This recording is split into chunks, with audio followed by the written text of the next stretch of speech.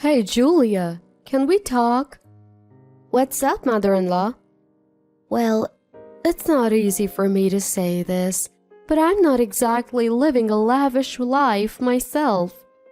Okay. So I can't financially help you out anymore. Wait, help out? You're aware I'm living on a fixed income, right? I can't continue to assist you. Hold on, mother-in-law. What are you talking about? Huh? My name is Julia, a 27-year-old working woman. I met my husband Kevin through a mutual friend, and we got married after a year and a half of dating. Kevin can get a bit carried away sometimes, but he's a fun-loving and kind person. The reason I wanted to marry him was that he values family very much. I want to take care of my mom, you know. She's getting on in years and I want to repay her for everything. Before we got married, Kevin often talked like this, making me see him as a wonderful, family-oriented person. When we got engaged, we visited Kevin's family home, and mother-in-law welcomed me warmly. I felt relieved seeing that she was exactly as Kevin had described. I am so thrilled you're becoming Kevin's wife, Julia.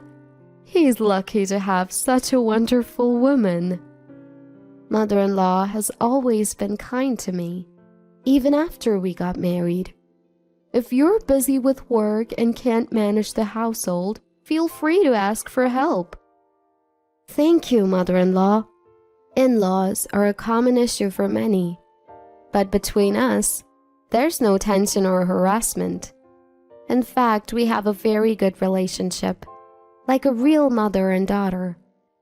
However, after some time being married, something began to bother me.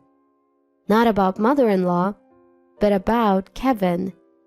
Man, I am beat.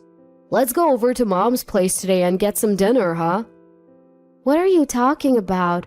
Today is Kevin's day to cook dinner, right? In our house, both of us working, we take turns cooking dinner.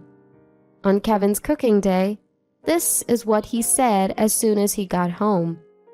So I said I'm tired from work, right? Let's just eat at my mom's place. Now? Isn't it a bit last minute?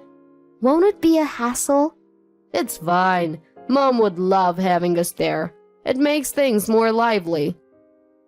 Kevin's mom, or mother-in-law as we call her, lives alone in a big house since my father-in-law passed away before we got married. Sure, having meals alone in that big house must feel a bit lonely. But isn't it pretty rude to just show up and expect to be fed? While it's one thing for Kevin to drop by whenever he wants, I feel uncomfortable imposing. Besides, even mother-in-law might find it inconvenient if we just show up for dinner. Is Kevin under the impression that meals at home work like a diner? Hey, let's call ahead just to be sure. Why? I don't need to call my own house. Kevin, it may be your home, but I still feel like we should be polite. We're adults after all. Even with family, there's a way to do things. Since I insisted, Kevin reluctantly called his home.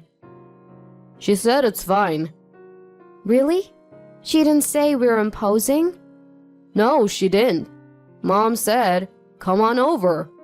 You worry too much, Julia. Kevin said this with such confidence that I decided to just go along with it for today. At the house, mother-in-law welcomed us with her usual warm smile. Welcome. Dinner's ready. Let's eat. Mother-in-law, isn't this a lot of food? Must have been hard to prepare all this. I got so happy to hear you're joining us for dinner. I might have overdone it. I'm sorry for dropping in unannounced, but this looks delicious. Let's eat. There's plenty, so make sure you eat a lot. See? Told you it would be fine. Mom's cooking is the best, right? Dig in, Julia. Saying this, Kevin casually opened a beer from the fridge. That's rich coming from you, I thought as I enjoyed mother-in-law's cooking. So, does it suit your taste? Mother-in-law, everything is delicious. I'd love to make this at home. Would you teach me? Oh, how wonderful to hear. Let's cook together next time.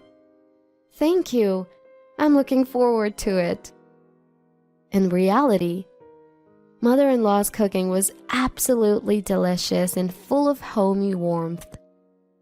Thanks to her generous hospitality, our spontaneous dinner turned out to be quite enjoyable. A few days after our last visit, my husband suggested eating at his mom's place again. We just went the other day. We shouldn't impose so often. It's fine. I called ahead this time. You did? Yeah, I told her we'd be coming over today. What? Today's your turn to make dinner, isn't it? Are you planning to skip your duty? No, I'm not slacking off. If we go to my mom's, there'll be food ready. That counts, right? You're just pawning off the work on her. That's not fair to her. I was unsettled by my husband's selfish reasoning. But since my mother-in-law had already prepared a meal, we couldn't let it go to waste.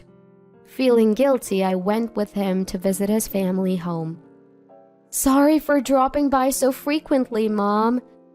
Don't worry, I'm happy to help out when you're in a pinch. The thing is, we weren't really in a pinch. If anyone was, it was my husband. He probably found cooking a hassle and relied on his mom to bail him out. I couldn't say anything, feeling guilty towards my mother-in-law. After that, my husband got used to dodging his cooking duties. Most of the nights he was supposed to cook, we ended up at his mom's. She always welcomed us with delicious food. By the third visit, I felt we needed to make a change. It's great that we go to your mom's, but it's not fair to keep letting her treat us. We should at least say thank you properly. How? Let's at least cover the cost of ingredients. She enjoys doing it. Why would she need money? Still, it adds up. It's the least we can do. We're eating less at home, so why not give her something? She might not accept it from me. Could you hand it to her? I thought my mother-in-law might refuse to accept money for groceries from me. However, I believed that she would accept it from her son, so I decided to ask my husband instead. Thanks for considering, Mom. I'll make sure to give it to her. By contributing towards the ingredients, I felt relieved that we were at least easing some of mother-in-law's burden. Continuing from the previous scenario, the husband nonchalantly insisted that they eat meals at his parents' house on his assigned days. For about half a year, we had meals at my husband's family home around 3 times a week. Since we were giving them money, I thought maybe I was taking advantage of my mother-in-law.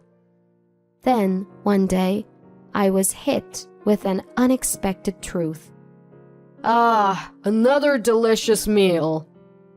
My husband was lying down and watching TV after having dinner at his parents' house.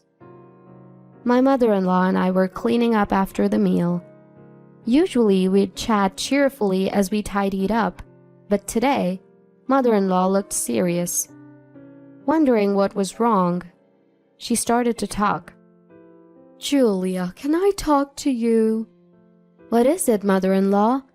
I hate to bring this up, but I'm not living a lavish life either. Okay.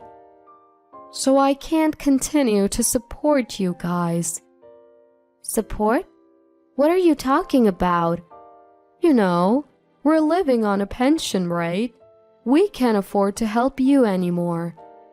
Wait a minute, mother-in-law. What are you talking about? Huh? You come over for meals and we're giving you money because you said times are tough, right? We don't have much from our pension. It's a struggle." "I didn't know anything about that." "What?" "We've been giving you money too, for the meals. We thought it would at least cover the groceries, and we gave the money to Kevin." "Groceries? I never received anything from Kevin." "What?" As we continued to talk, it became clear that there was a major misunderstanding. I realized it must be the doing of one person. Angrily, I confronted my husband, who was carelessly lounging in the living room. "Kevin, what's the meaning of this?" "Huh? What's up?" I grabbed the collar of my slightly intoxicated, grinning husband. "What's going on? Answer me!" "What? Why are you yelling? What's the problem?" "That's what I'm asking you. What's this support mother-in-law's talking about?" "Huh? What do you mean?" "And where's the money we gave you for meals? Mother-in-law says she knows nothing about it."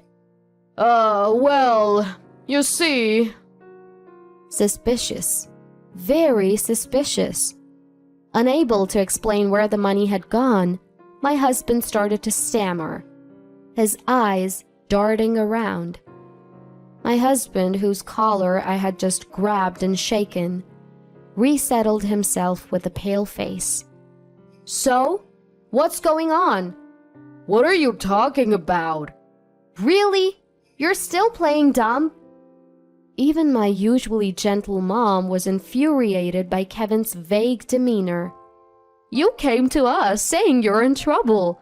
We fed you and even gave you money." "Mom, please, let's keep calm." "It's Kevin making me angry, isn't it?" "We were enjoying Mom's delicious cooking, and the mood was great. Let's just drop it." "Where did the money go? Answer me!" "Well, that's a bit complicated." My husband mumbled and fell silent. "So you really won't tell me where the money went?" "Fine, wait here." I told my husband that and stepped away for a while. Then I called brother-in-law and told him the situation. Brother-in-law, 7 years my senior, had been supporting my husband's family financially for a long time, filling in for our frequently hospitalized father-in-law. Kevin had even had some of his college tuition covered by brother-in-law's earnings, so he couldn't talk back to him. Brother-in-law cared deeply for his much younger brother Kevin, and me as family. "I've called brother-in-law. He's on his way." "What? Why did you call him?" "Why? Because you won't give me a straight answer, Kevin. What's so bad about him coming?" No, well, Knowing I had called brother-in-law, my husband seemed quite unsettled. Soon after brother-in-law, who lives nearby, arrived. "Kevin, what did you do with the money from Julia and Mom? Speak up!" Well, I didn't use it for anything major." "What was it again?" I see." Brother-in-law, sensing that getting a straight answer from Kevin was going nowhere, said, "Julia, this might take a while.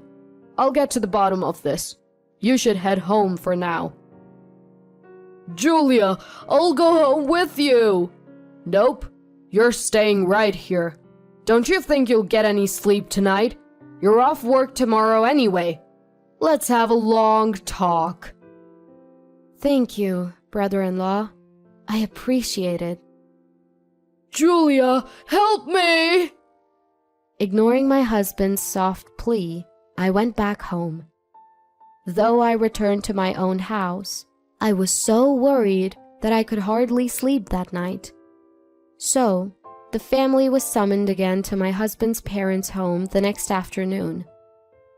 "Hello, I apologize for the inconvenience last night." "No worries. Sorry for calling you back here again." As my heart pounded, I entered the room to find that even my brother-in-law's wife was present. Why would the whole family gather like this? What on earth did Kevin do? As soon as I took my seat, my mother-in-law and brother-in-law began to apologize profusely. Julia, I am so sorry. My brother did something terrible. What's going on? Even you, mother-in-law? Kevin, what happened? Kevin, tell Julia the truth right now. My husband was sitting formally, looking even paler than yesterday. Head bowed, he began to speak in an almost inaudible voice. Well, I messed up. What did you do? I've been unfaithful. What? Cheating? You mean like having an affair? Yes. Since when? About 6 months ago. And what did you do with our money? Don't stay silent. Where did the money go? I used it for dates with other women. Hold on. That's a lot of money. How many fancy restaurants did you guys go to? I also bought her designer bags. What? You always dismissed my desires for one as trivial, and you bought her a bag? Turns out, my husband had been having an affair for the past 6 months and had used up the money given to him by both mother-in-law and me. I'm really sorry. I'll break it off and never cheat again. Hold on. You don't have to break up on my account. What? I am divorcing Kevin. How can I go on with someone who can't handle money or fidelity? You can't be serious. It was just a lapse in judgment. Sorry, but that excuse doesn't fly. Before I could say another word, mother-in-law and brother-in-law laid into him. Enough is enough. Stop being so selfish. Do you realize you were cheating using money that your mother and Julia scrimped and saved? What do you mean, a lapse? Giving designer bags to your affair partner? You should have been doing that for Julia, who's always working hard. You're the worst. If Julia wants to break up, you don't really have the right to refuse, do you? That's right.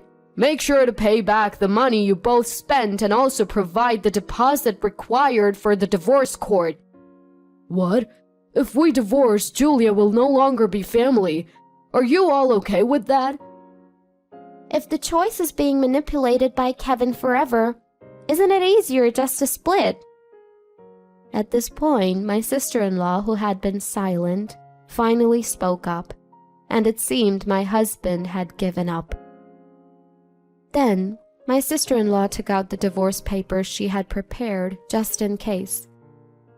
Filling out the divorce papers while being watched by my husband's family felt awkward, but I signed them right away. My husband hesitated, but under a stern look from his brother, he reluctantly signed as well. And just like that, our divorce was finalized. Through a lawyer my brother-in-law introduced me to, I requested the divorce court deposit from my ex-husband and his affair partner. I also decided to reclaim all the money that was supposed to be for my mother-in-law. Shockingly, it turned out that my ex-husband's affair partner was actually engaged. When her partner found out about the affair, the engagement was called off. Everything they had prepared for their marriage became a waste, and now both my ex-husband and his affair partner are being sued for damages by the ex-fiancé. My ex-husband, who is now burdened with a significant amount of debt for the divorce court deposit, was forcibly sent back to his parents' home. His salary is being managed by my responsible sister-in-law to ensure the repayment of the divorce court deposit. Currently, he only gets a paltry $10 for lunch and shuttles between his home and workplace. He seems to be grumbling about his miserable life, but he brought this upon himself. Having an affair with someone else's money is despicable. There's no other way to put it. He spent all that money on his affair partners, but it wasn't his money to begin with. So complaining about it is pointless. As for me, I've moved to a new apartment and am enjoying a stress-free life. I always loved my ex-husband's family, so we're still on good terms. I secretly go out to eat with my former mother-in-law and brother-in-law and his wife, maintaining our relationship. I guess I should be thankful for the wonderful connections I've made, leaving the disappointing ex-husband aside.